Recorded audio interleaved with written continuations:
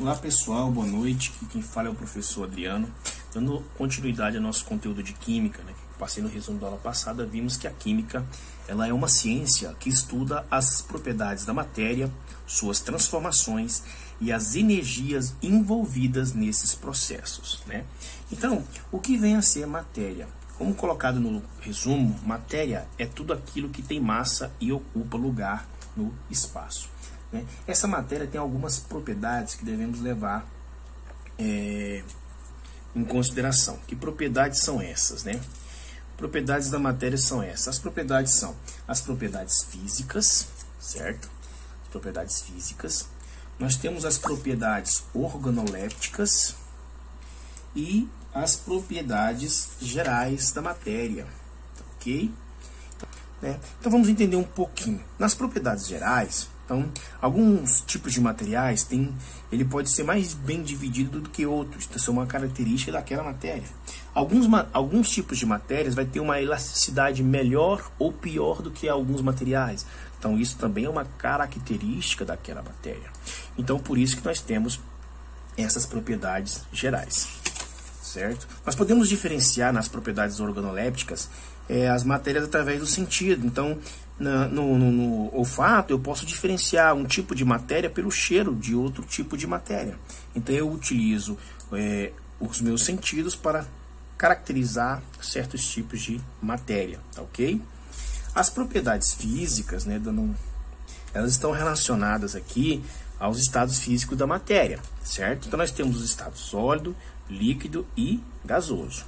Tá? Nós temos aqui no sólido a transformação entre o sólido para o líquido, que nós chamamos de fusão, né? Nós temos a transformação do líquido para o sólido, que chamamos de solidificação.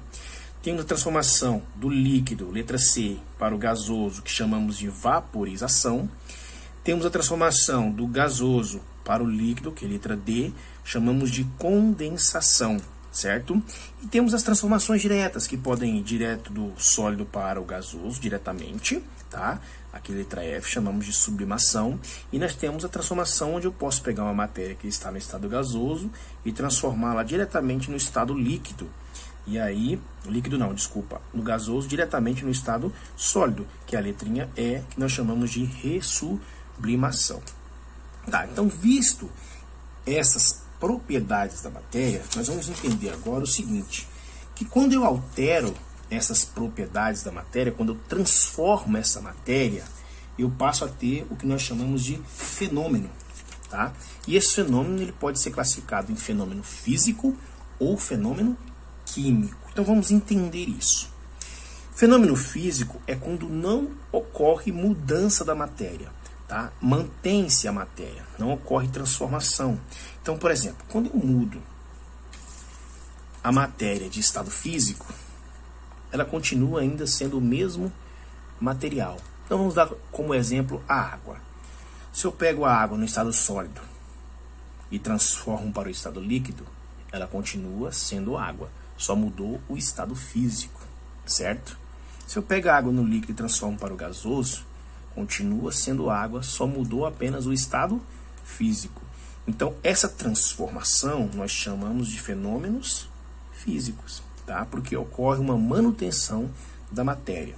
Aqui no exemplo, coloquei aqui um exemplo de uma árvore desenhada aqui, que se transforma em uma cadeira, certo? A cadeira de madeira. Então, é um fenômeno físico porque não ocorreu a transformação da matéria. Essa transformação vai ser uma reação química, tá? Que é quando muda as características da matéria. Fenômeno químico é quando ocorre essa transformação. Então aqui eu dei como exemplo o leite sendo transformado em queijo. O queijo tem propriedades diferentes do leite. Deixou de ser leite, se transformou em uma outra coisa. Ocorreu uma reação química. Então aqui nós temos um fenômeno químico. Tá ok? Gente, a explicação, basicamente, do nosso resumo da aula passada, tá? Tem uns exercícios para vocês responderem. E é isso aí. Até mais. Tchau, tchau. Boa noite.